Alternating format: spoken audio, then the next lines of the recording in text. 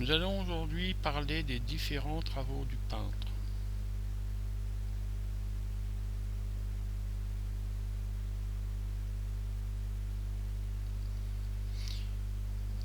Afin qu'il soit conforme à la qualité souhaitée, le travail du peintre passe nécessairement par différentes phases.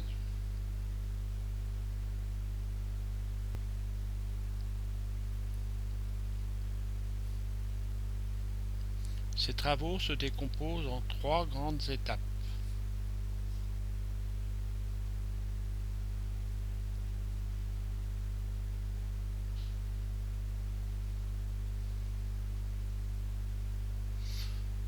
Premièrement, les travaux préparatoires.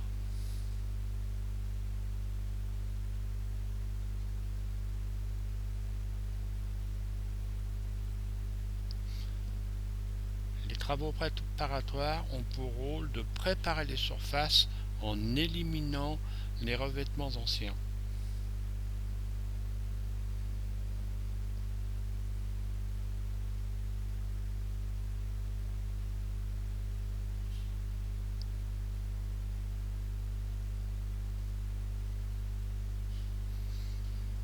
Qui pourraient gêner l'adhérence du nouveau produit.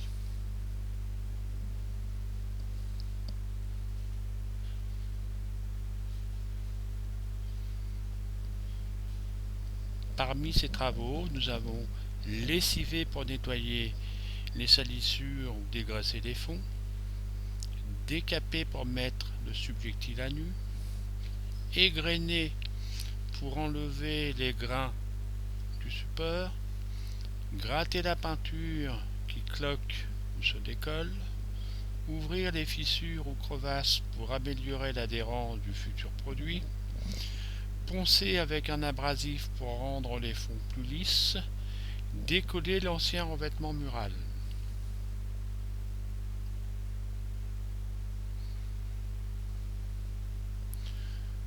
Deuxièmement, nous avons les travaux d'après.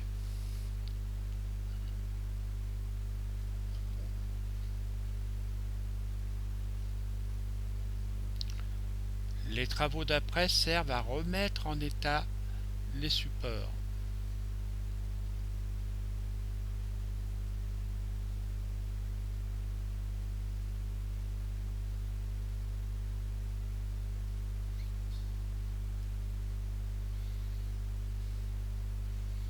Pour obtenir une surface homogène, c'est-à-dire avoir la même surface partout.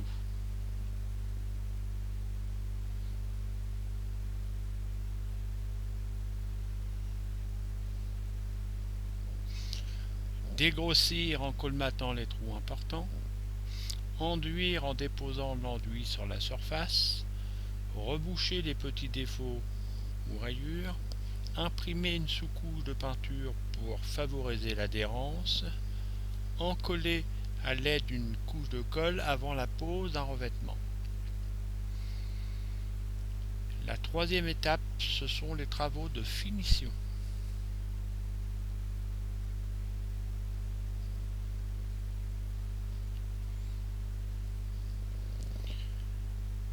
Les travaux de finition sont effectués pour obtenir l'aspect définitif.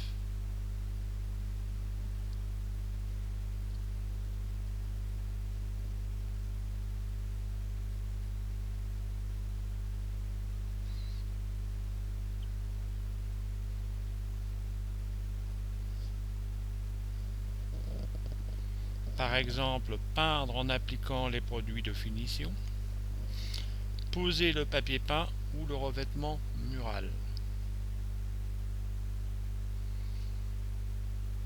Donc, pour résumer, nous allons faire une synthèse.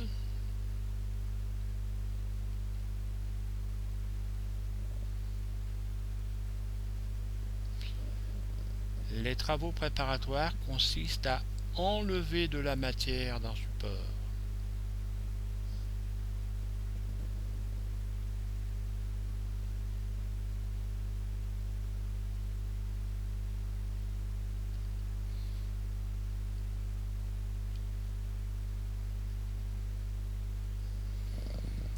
Les travaux d'après ont pour objet la dépose de la matière sur un support.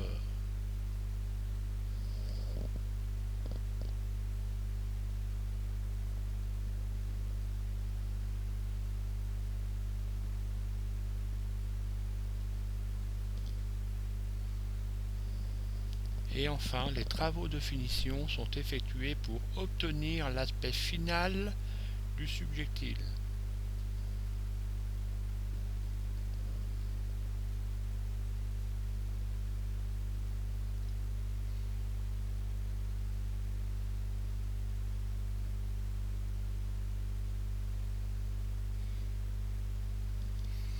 Nous allons maintenant faire un exercice d'application. Il va falloir rayer les opérations en fonction de chaque tâche et les classer.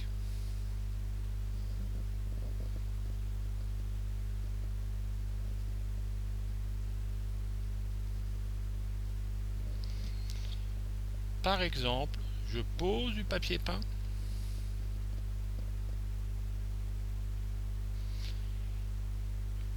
Est-ce que j'enlève de la matière? Je dépose de la matière ou j'obtiens l'aspect final?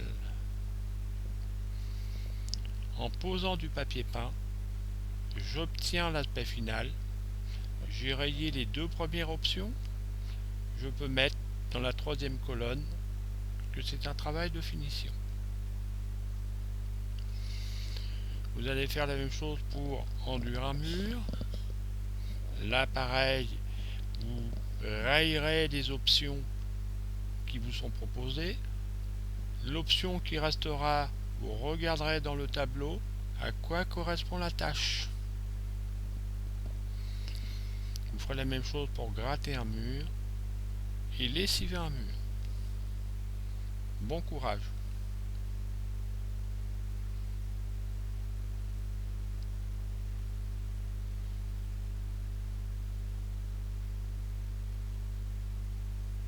Nous allons maintenant parler des qualités de finition en fonction du travail du peintre. En fonction du souhait du demandeur, de ces états découlent les tâches à effectuer.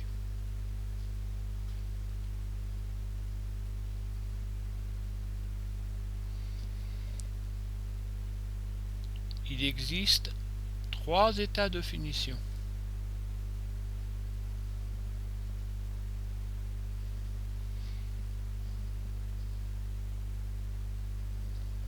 La finition A, qui est un travail soigné. L'aspect d'ensemble est uniforme. Le rechamplissage ne présente aucun défaut.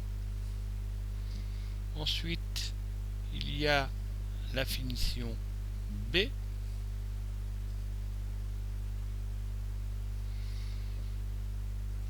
c'est une finition courante. Il existe quelques défauts. Puis la finition C. Ce sont des travaux élémentaires. Vous pouvez voir sur la photo que nous avons peint, mais nous n'avons rien rebouché. Il existe encore les trous. C'est la finition C.